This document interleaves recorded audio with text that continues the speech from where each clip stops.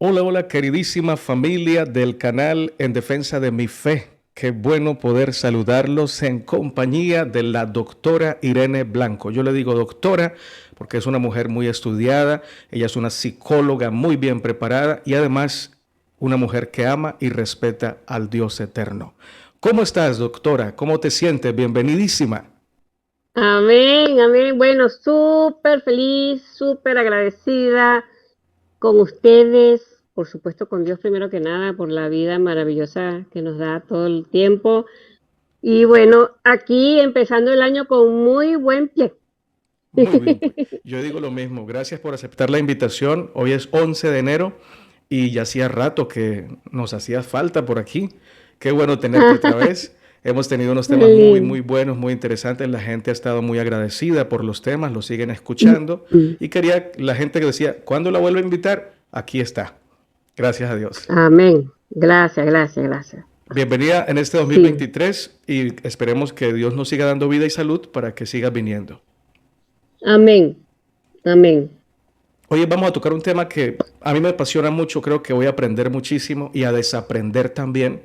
Es el tema de amores que matan, la sobreprotección.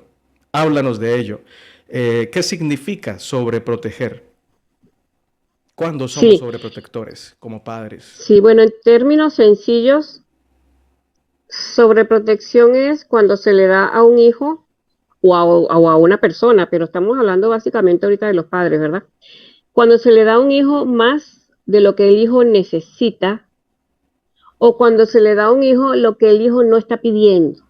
Voy a poner ejemplos, ¿no? Sí. Y mucha gente me pregunta, pero ¿cómo saber si estoy sobreprotegiendo o no? Porque la línea de un lado a otro es muy fina.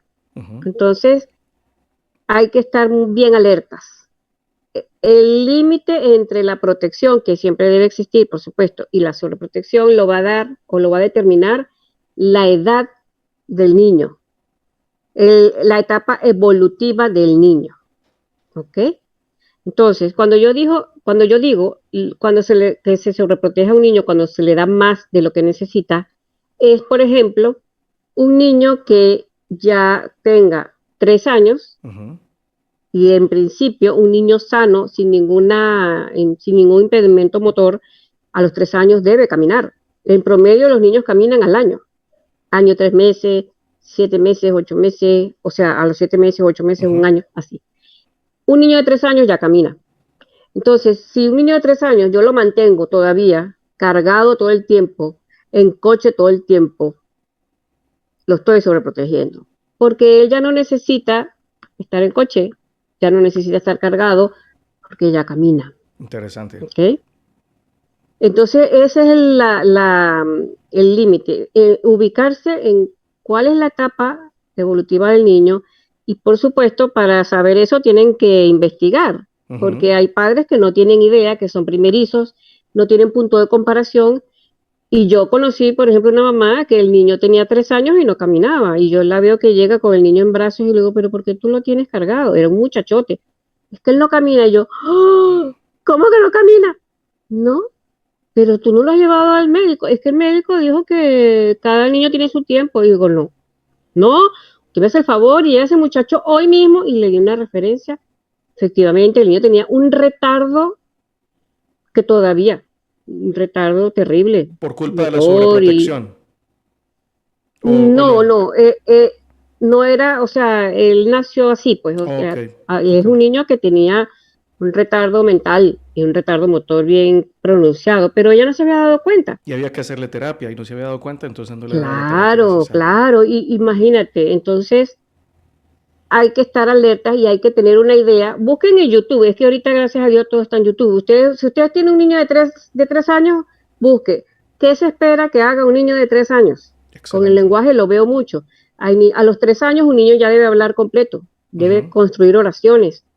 No va a pronunciar perfectamente todas las palabras, pero sí ya se espera que construya oraciones, pero hay madres que no tienen idea y los niños tienen 5 o 6 años y todavía no hablan y no lo han llevado a ningún sitio porque para ellas es normal.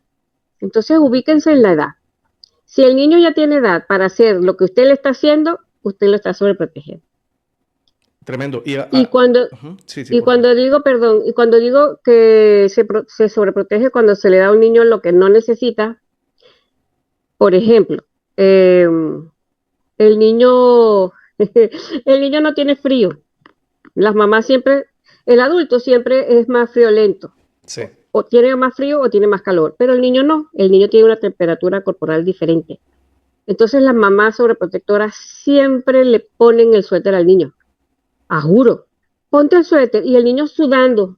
Mamá, no tengo frío. Póntelo porque hace frío. Él no está necesitando el suéter porque él no tiene frío, pero la mamá se lo pone. Entonces hay un chiste de eso. Se le pregunta al niño sobreprotegido qué es un suéter y el niño dice, es lo que mi mamá me pone cuando ella tiene frío, interesante. porque es ella la que tiene frío, no el niño. Sí, Entonces, es bien importante que entiendan que si el niño no está pidiendo algo, no se lo den. Enséñenlo a pedir su necesidad, porque va a pasarle que quiere cosas y como no habla y el otro no es adivina, bueno, se va a quedar así, le va a pasar la vida por encima, no se va a dar ni cuenta porque no va a saber expresarse y pedir lo que está queriendo. así es. ¿Está bien? Y si un padre te Ajá. pregunta, ¿a los 3 años un niño ya puede comer solo? ¿Debe comer solo o todavía se le debe estar dando?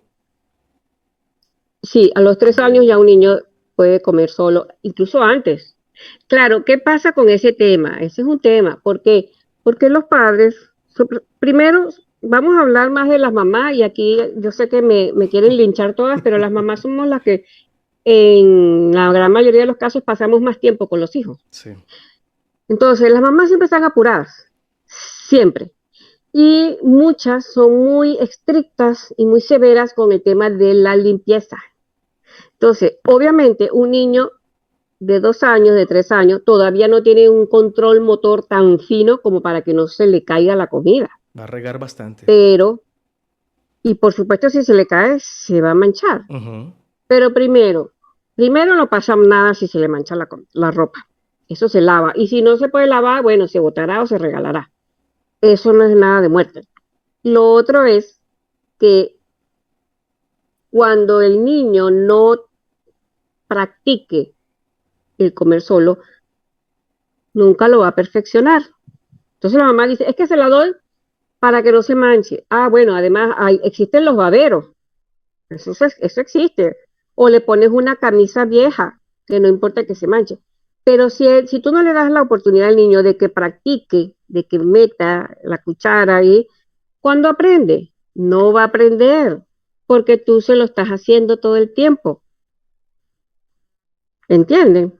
Entonces, hay que dejarlo, hay una publicidad que me encanta, que yo la he visto en sitios, que es un niñito con el plato de pasta que se lo puso así en la cabeza y toda la pasta así con la salsa y todo chorreándole la cabeza a la cara.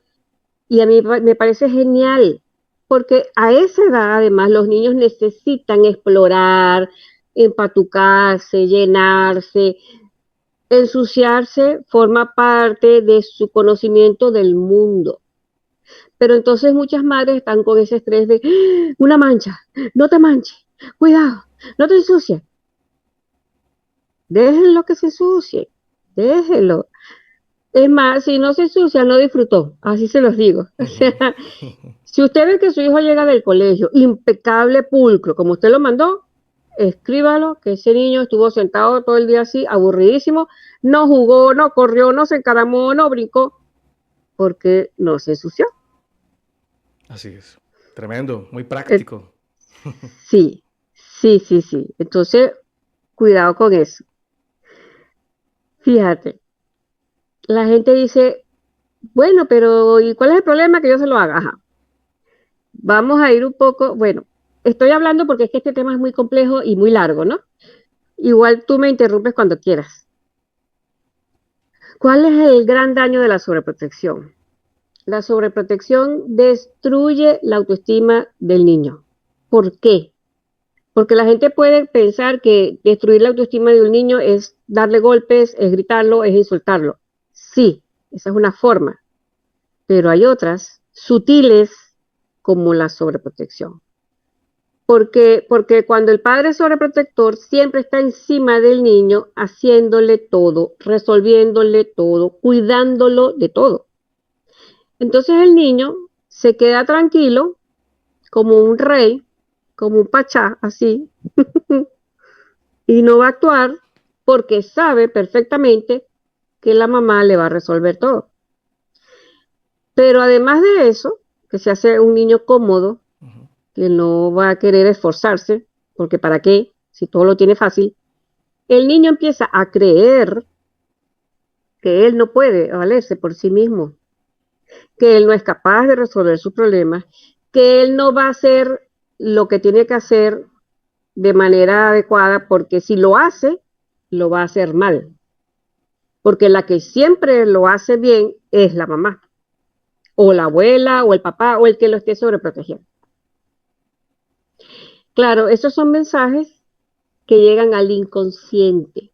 No es que le decimos directamente con la palabra, a veces sí, pero vamos a suponer que la mamá nunca le haya dicho al niño, tú no lo puedes hacer, pero inconscientemente es lo que el niño empieza a percibir y se lo cree. Y además de eso, se genera una relación de dependencia emocional con el sobreprotector. Ujú. ¿Qué significa eso? Que el niño depende emocionalmente del otro. Y mientras es niño, bueno, le queda bien porque es niño, pero el niño va a empezar a crecer, se va a hacer adolescente, va a salir al mundo. Y como tiene la necesidad de depender permanentemente del otro, y ya le va a quedar muy feo estar pegado a las faldas de la mamá, o de la abuela, o del papá, a los pantalones del papá. Entonces, ¿qué empiezan a hacer los jóvenes? Adivinen, empiezan a hacerse adictos al cigarrillo, al alcohol, a las otras drogas, porque el cigarrillo y el alcohol son drogas lícitas, ¿verdad? A los videojuegos, a la pornografía, a las relaciones tóxicas. Vemos jóvenes enfrascados en relaciones de sufrimiento, de dolor, hasta de maltrato, y no pueden dejar a la pareja, porque es como que si la dejan, se mueren. Es como que el otro se convierte en el aire que ellos respiran. Se hacen adictos. Y nunca la adicción trae cosas buenas, porque la adicción te mantiene allí, te va destruyendo, cada vez más te hundes, te hundes, te hundes, te va incapacitando y te va aislando, además de todas las maravillosas cosas que puedes disfrutar en esta tierra. Sí. Entonces, imagínense ustedes que están creyendo que se la están comiendo y como decimos en mi tierra, no es una gracia, es una morisqueta lo que están haciendo con los hijos.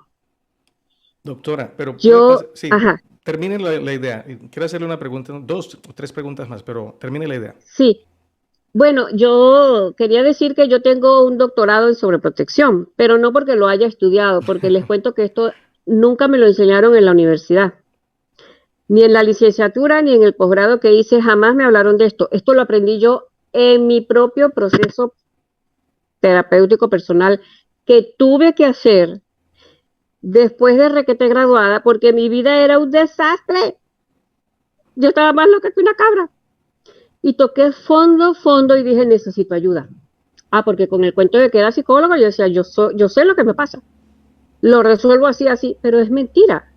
Necesité acudir a un profesional, inicié mi proceso de terapia y me di cuenta del gravísimo daño que me había hecho mi mamá al haberme sobreprotegido como lo hizo durante toda la vida.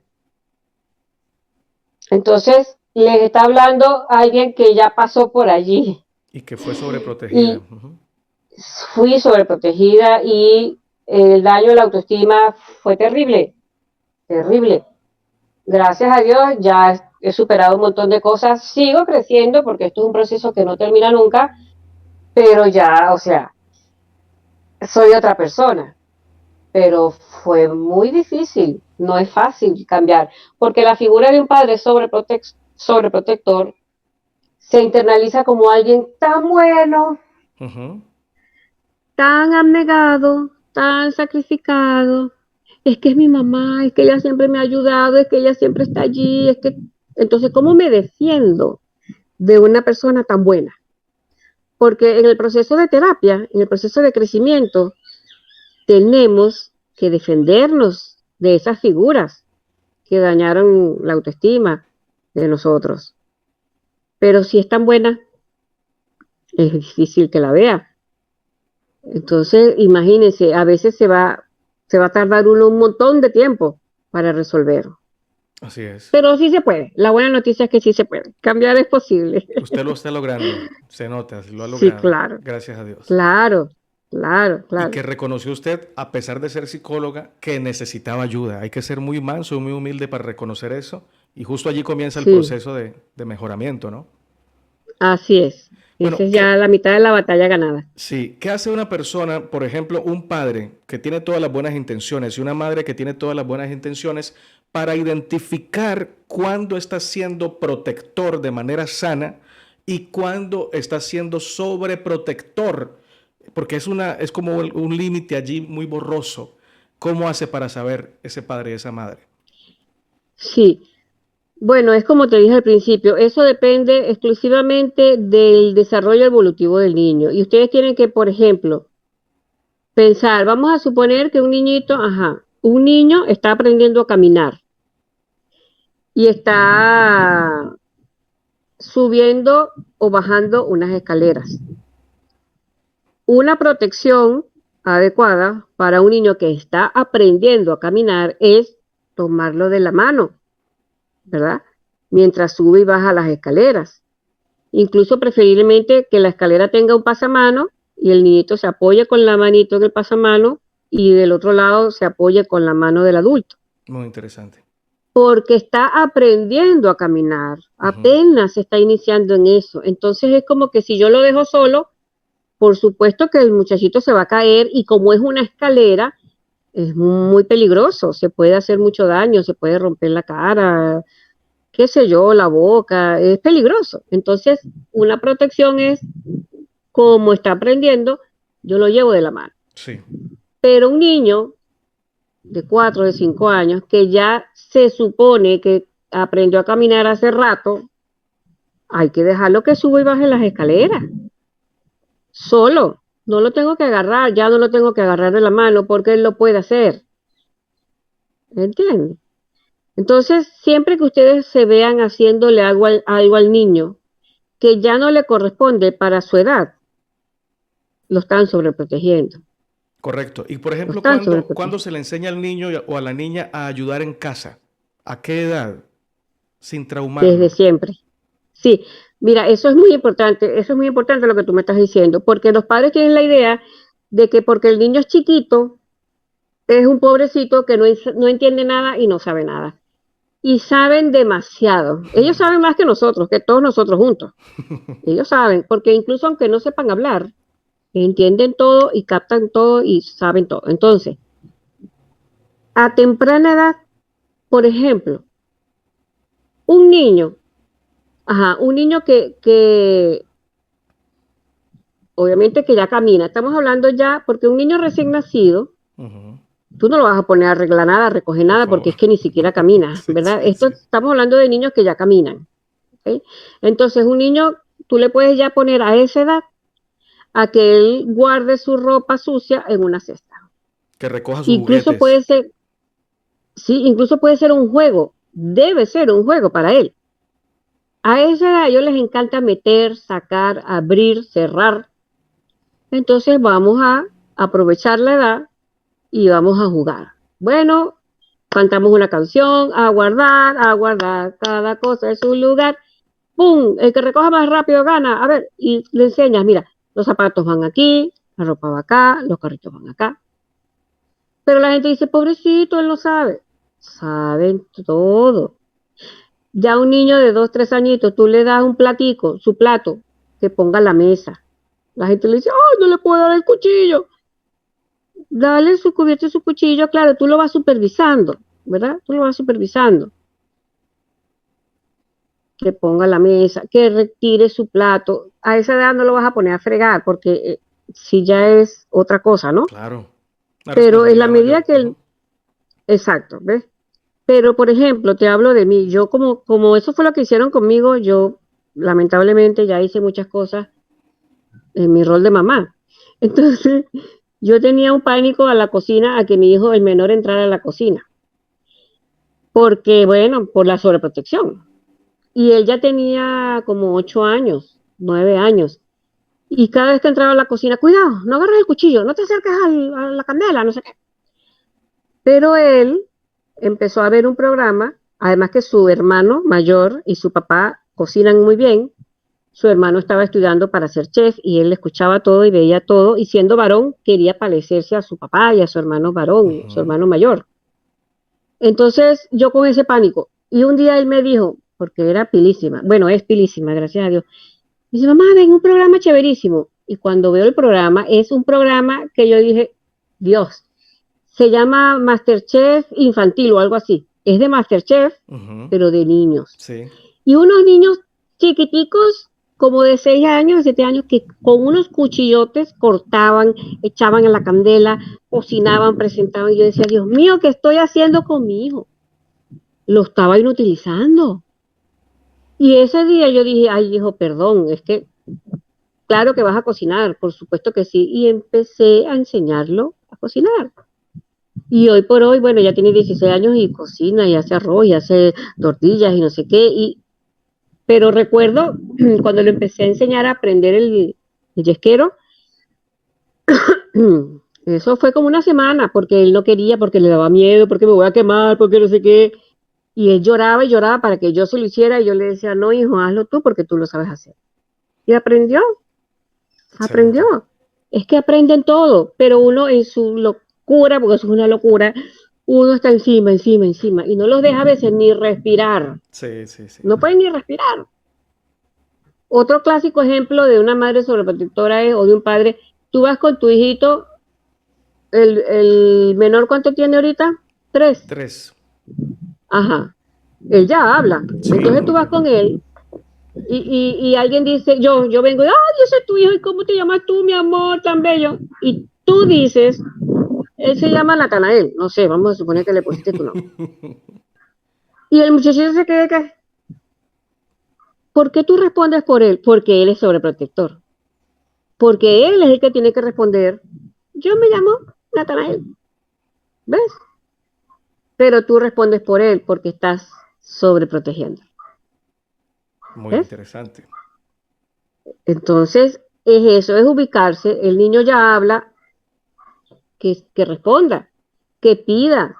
Por ejemplo, van a un restaurante, entonces siempre ignoran al niño, no, sírvale tal cosa, y el niño ya puede decidir, no, yo quiero espagueti, oh, yo quiero hamburguesa, yo quiero esto. Bueno, escúchenlo y que él sea capaz de pedir lo que quiere. Eso le da seguridad, eso aumenta su autoestima, eso le hace sentir que él sí puede, que él sí sabe, que su opinión tiene valor. Es importantísimo cuidar la autoestima de los hijos, porque la autoestima es la base de todo lo que vayamos a hacer en la vida. Pero ese es otro tema tan complejo que podemos hacer otra entrevista sobre la autoestima solamente. Sí, sí. Pero lo que les digo, la sobreprotección genera mucho daño emocional. Y además de la dependencia, de la inseguridad y de la autoestima por el piso, hay otra cosa gravísima, que es que cuando la gente ha sido sobreprotegida durante toda su vida, llega un momento en el que, claro, empiezan a crecer, empiezan a asumir retos, empiezan a hacer cosas, se casan, compran, entran a empresas, lo que sea, pero todo les parece tan difícil, tan complicado, todo les da tanto miedo, que entonces inconscientemente se enferman. Quiero que lo sepan. El 98% de las enfermedades, por no decir el 100%, son psicosomáticas. Ese es otro capítulo, ese es otro video. Comienzan acá. Que si, sí, psicosomático significa Que el origen es mental. Sí aparece la enfermedad en los exámenes, en los laboratorios, en las radiografías, sí está, pero el origen es emocional. Entonces, una persona que ha sido tan sobreprotegida, no cree en sí misma, le da terror enfrentar la vida. Entonces, cuando se enferma, ¿qué pasa? Hay un médico que certifica que no puede asumirse, hacerse cargo de su vida. Y se queda postrado en una cama, con algo físico o con algo mental. Yo trabajé en el hospital, un hospital muy reconocido en Venezuela, en Caracas, el Hospital de los Magallanes, y en el servicio de psiquiatría recibimos muchos pacientes que habían enloquecido después de haber tenido su primer hijo. ¿Por qué? Porque les daba tanto terror asumir la maternidad, que se enloquecían. Y entonces, ¿qué pasaba con eso? Ah, bueno, le dejaban los hijos a la mamá o a la suegra. Y ya era como que se desentendían de eso porque no aguantaban la angustia que les proporcionaba, que les proporcionaba el ser mamás. Muchísimas pacientes recibimos de ese tipo. Les puedo decir algo de mi testimonio de vida. Yo pasé muchos años, 5 años, buscando ser mamá. Desde siempre me gustaron los niños. Yo desde jovencita yo trabajaba cuidando niños. Siempre andaba con un muchachero, con los primos, el hijo, los sobrinos, siempre andaba con muchachitos. Y cuando me tocó formar mi hogar y tener hijos, no salía embarazada. Y médicos y exámenes y hasta inseminación artificial hicimos y no salía embarazada. Tremendo. Y tuve que trabajar muy duro en mi psiquis, en mi inconsciente, para empezar a creer que sí podía ser mamá. Y después de eso, un trabajo fuerte, psicológico, profundo, gracias a Dios pude ser mamá. Y es la mayor bendición que he tenido en la vida. Pero fue un tema de sobreprotección, porque a mí me criaron para que fuera hijita. Ujú. De hecho, Se mi mamá me dice necesita. Irenita. Oh, Sí, mi mamá me dice Irenita todavía. Entonces ese hito es quédate chiquitico, no crezcas. Y cuando te quedes chiquitico, creces, o sea, vas a seguir siendo siempre el hijo. No tienes permiso ni para ser esposo o esposa, ni para ser mamá, mucho menos, o papá. O sea, estoy hablando a nivel del inconsciente. Yo con mi razón, con mi consciente, quería ser madre. Siempre quise, fue mi gran sueño. Pero el inconsciente me decía, no vas a poder, no lo vas a lograr, lo vas a hacer mal, eso es mucho trabajo, tú no tienes capacidad, tú no estás preparada, ese muchachito va a sufrir, qué sé yo. Y todo eso me frenaba que no salía.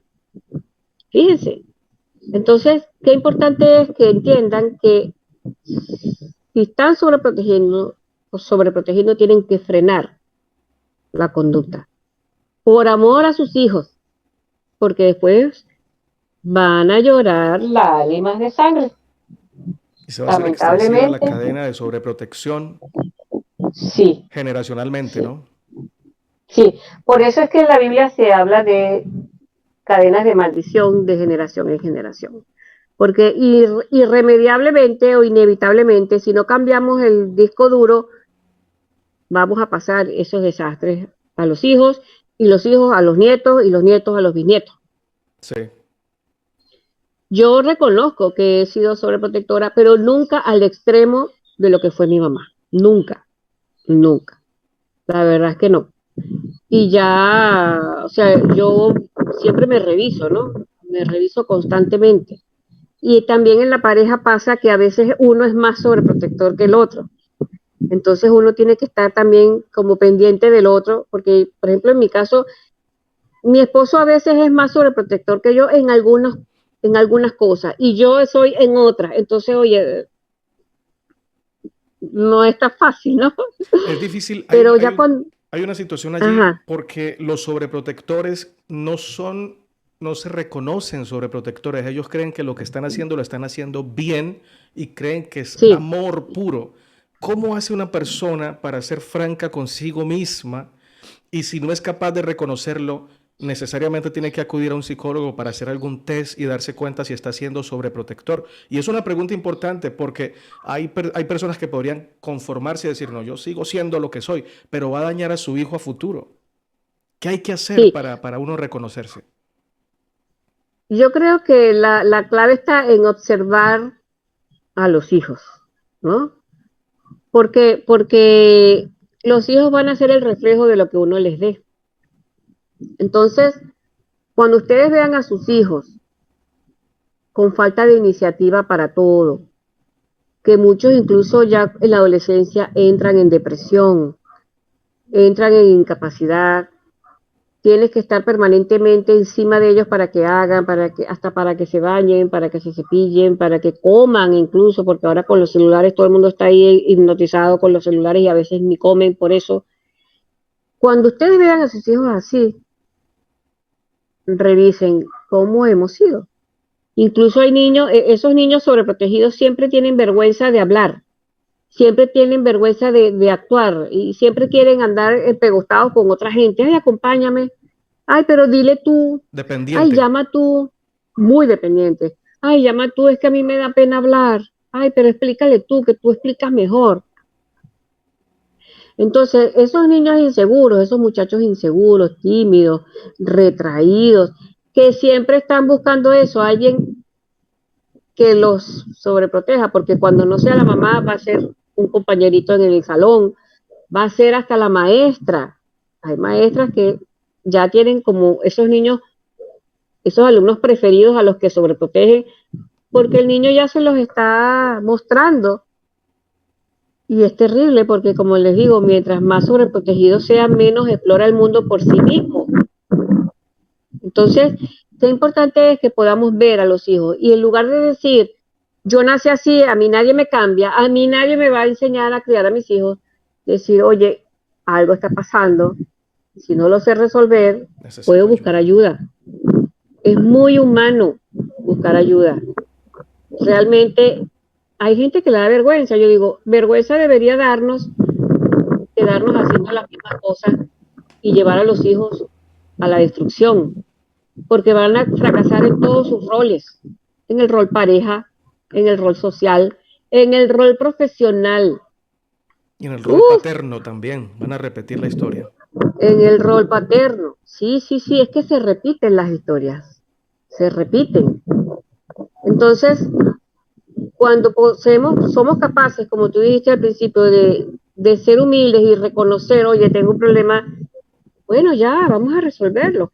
Y mucha gente en el ámbito de lo religioso no cree en psicólogos, dicen, no, mi psicólogo es Dios, claro, pero por supuesto que psicólogo, Dios puede sanar todo y resolver todo, pero Dios necesita que tú pongas de tu parte, que tú hagas lo tuyo, porque Dios nunca te va a sobreproteger. Dios te va a proteger, pero nunca te va a sobreproteger, porque Él sabe que si te sobreprotege no creces y tenemos que crecer. Esa es la Necesitamos. vida. Ujú. Muy bien. Tenemos incluso que irnos de los hogares. Los padres sobreprotectores nunca quieren que los hijos se vayan. Incluso empiezan a construir en la misma casa un anexo para que cuando los hijos tengan pareja, entonces Se vivan queden. allí, se queden. Y entonces empiezan a formarse esas familias que llamamos en psicología familias empegostadas, aglutinadas, o sea, como que es un pegoste, como que no me puedo salir, no me puedo zafar, y tengo que estar con ellos para todos lados y todos se meten en todo y todos opinan de todo. No es sano eso. Los hijos tienen que volar, hacer su vida, formar sus propios hogares. Por eso Dios dijo, abandonarás padre y madre, te unirás a tu mujer y los dos serán una sola carne, porque es lo sano, es lo que debe ser.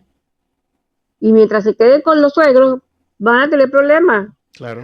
porque un padre siempre va a querer seguir dirigiendo al hijo y al hijo cuando crezca ya no va a querer la dirección del padre porque ya creció, ya tiene su propio criterio, su propia decisión.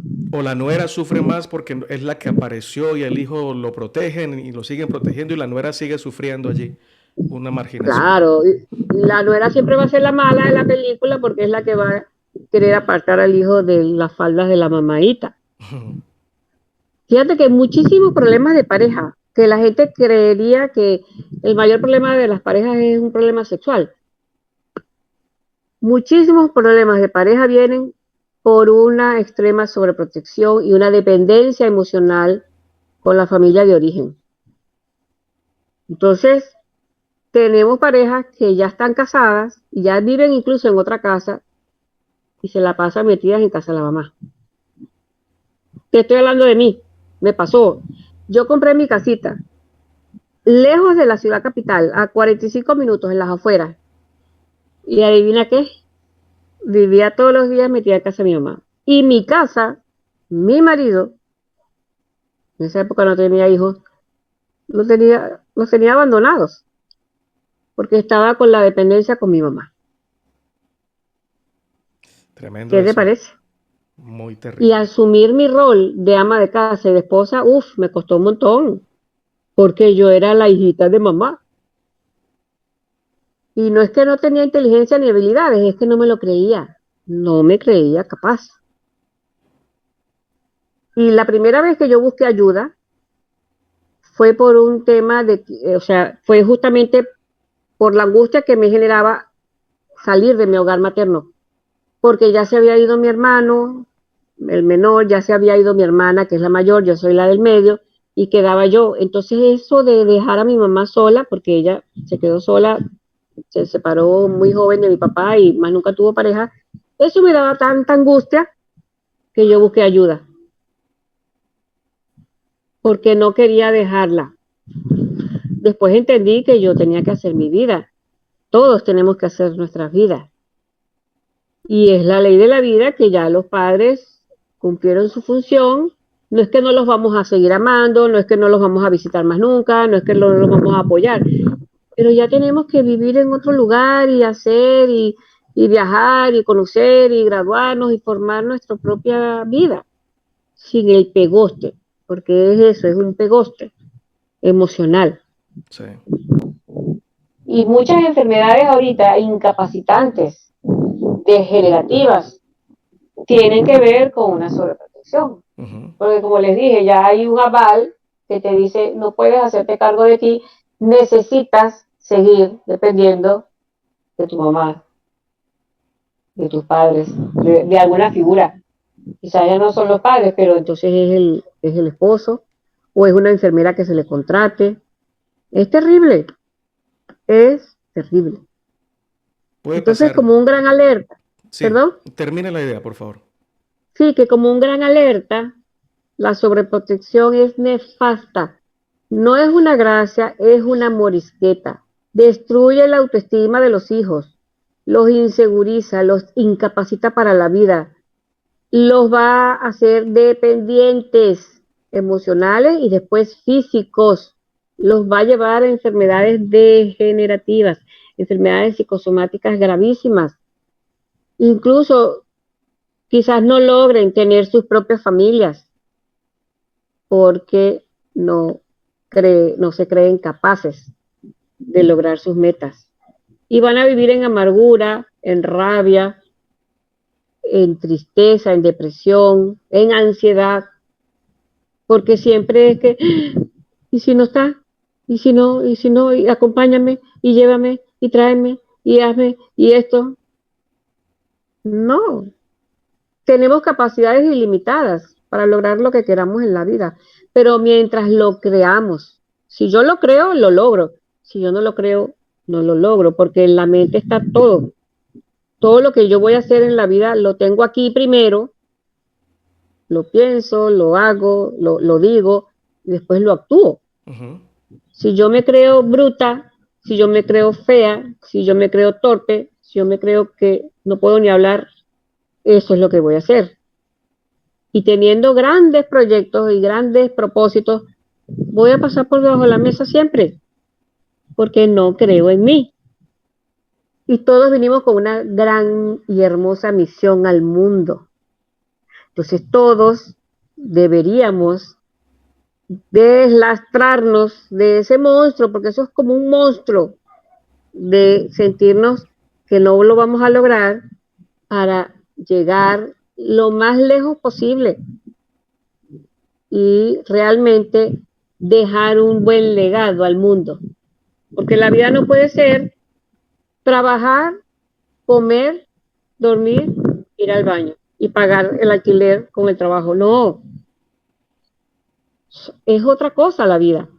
Porque si yo me quedo allí, estoy sobreviviendo, nada más. No estoy viviendo a plenitud. Y Dios tiene cosas maravillosas, poderosas, prodigiosas para cada uno de nosotros. Excelente. Entonces, muy importante, padres, ojo, por favor, empiecen a resolver. Y si no saben cómo, busquen ayuda. Para eso estamos los profesionales. Y hay montones de personas que los pueden ayudar. Hay montones de videos que pueden ver. Ahorita todo se encuentra en internet. Todo, lo bueno y lo malo. Pero entonces vamos a aprovechar lo bueno. Porque sí se puede cambiar. Como les digo, vengo de allí, cambié mucho. Con mis hijos ya cometí errores, pero sigo cambiando. Sigo creciendo, me sigo revisando. Y por ejemplo, ahorita ya el menor mío, el grande es un hombre, tiene 30 años, pero el menor tiene 16. Y hay cosas que me acaban de pasar. No sé, 2 semanas, que él se va para su escuela y no se lleva el paraguas y aquí llueve mucho. Entonces yo, llévate el paraguas. Pero yo tengo que quedarme callada porque él ya tiene que saber que se lo tiene que llevar. Y un día no se lo llevó. ¿Y adivinen qué? Se mojó. No. No llovió. O sea, Se lo llevó. sí, llovió y yo salí a llevarle el paraguas. ¿Qué les parece? Fíjense, pero increíblemente, como ellos van a resolver siempre, van a buscar quien los sobreproteja, si no estoy yo, van a buscar otra gente.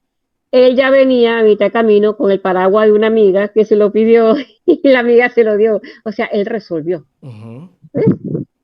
Pero hubo otro día en el que volvió a llover, no se llevó el paraguas y yo dije, pues no se lo llevo, que se moje. Igual no pasa nada si se moja, no se resfría, no se enferma, no pasa nada. Y mi esposo me decía, no se lo lleves. Y no se lo llevé. Y se mojó, llegó empapadito. Bueno, pero aprendió. Él ya tiene edad para acordarse de su paraguas. Él ya tiene edad para llevar su mochila, su morral, para arreglar sus cosas. No puedo estarlo persiguiendo, porque mientras yo lo persiga, él no lo va a hacer. Se va a chantar, se va a quedar en la zona de confort, se va a quedar esperando que todo le caiga del cielo. Y eso nunca está bien, porque se le va a colgar al otro y va a llegar un momento en que el otro se le va a romper la espalda de llevarlo al hombro. Así es. Puede ¿Me pasar, entiendes? y ya el tiempo se fue volando, ya llevamos 50 minutos, pero puede pasar que haya un hijo adulto con su esposa que esté sobreprotegiendo a la mamá o al papá porque probablemente sea viuda o viudo. ¿Cómo sabe un Sí hijo que pasa. está sobreprotegiendo a papá y a mamá? Hay que protegerlos porque son nuestra familia, son nuestra sangre, pero ¿cómo se sobreprotege a papá afectando el hogar más cercano, que es la esposa, los hijos? Sí pasa mucho, lo he visto muchísimo. Y vuelvo a lo mismo. O sea, en estos días tenía una muchacha que estaba con esa angustia de dejar a la mamá sola. La mamá tiene 51 años, una mujer La bella, joven. profesional, súper sana. Y yo le decía, si tu mamá tuviera 90 años, tuviera en una cama postrada, tuviera con una enfermedad, yo te digo, oye, tienes que darle a tu mamá porque él no puede, pero, ¿ves? O sea, hay una diferencia. Sí, claro. Obviamente, cuando los padres ya están tan deteriorados, Hay que estar ahí. si los hijos no los pueden apoyar, ¿quién los va a apoyar? Hay que estar. Pero unos padres jóvenes que son inteligentes, que todavía tienen fuerza, porque ese es otro video, la vejez. Eso es un paradigma. Pareciera que después de 30 años, de 50, de 60 años, ya la gente no sirve para más nada. Y se tiene que enfermar y se tiene que deteriorar y hasta se tiene que volver loco. Eso no es así. Y hay que prepararse para esa edad. Hay que prepararse.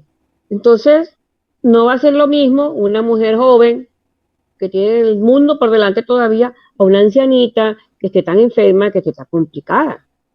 Y nunca una pareja o sea, un miembro de la pareja debe descuidar a su propia familia por atender a los padres. Eso no está bien. Eso no fue lo que Dios dijo. Entonces ahí me sacan la Biblia. Es que dicen honrarás padre y madre. Sí, pero no. Pero antes de eso te dijeron abandonarás padre y madre, te unirás a tu mujer. Tú los puedes apoyar, pero siempre y cuando eso no vaya en detrimento de tu propia familia. Y tu propia familia es la que ya tú formaste, tu esposa y tus hijos. Tus padres son tu familia de origen. Y ese es otro punto, que hay muchos padres que no se prepararon para la vejez porque tienen el concepto Que a los hijos de les que toca. todo lo que hicieron por los hijos se lo tienen que retribuir. Y no estoy de acuerdo con eso, Más bien deberían dejar una porque todo lo que herencia. hace, claro, todo lo que hace un padre por un hijo es lo que tiene que hacer. Punto. No es sacrificio, no es un gran trabajo, es lo que hay que hacer, son Sí, los gajes del oficio. Pero entonces tienen esa idea de que ahora los hijos los tienen que mantener, les tienen que dar porque les tienen que pagar todo. No, yo no creo en eso. Y si quieren me vetan, me linchan, pero no estoy de acuerdo con eso. Los padres deben prepararse para así la es. vejez, para vivir una vejez digna y no ser una carga en la vida de los Y si le hijos. pueden Y dejar a los hijos, más bien lamentablemente, que los padres le dejen algo a sus hijos, un legado también económico, si se puede, ¿no? Obviamente. Sería bueno. No que los padres bueno, esperen. exacto. Yo considero que los hijos deben procurarse lo que ellos quieran. No, tampoco creo en esa gerencia que hay, porque yo tengo que dejarle a mi hijo y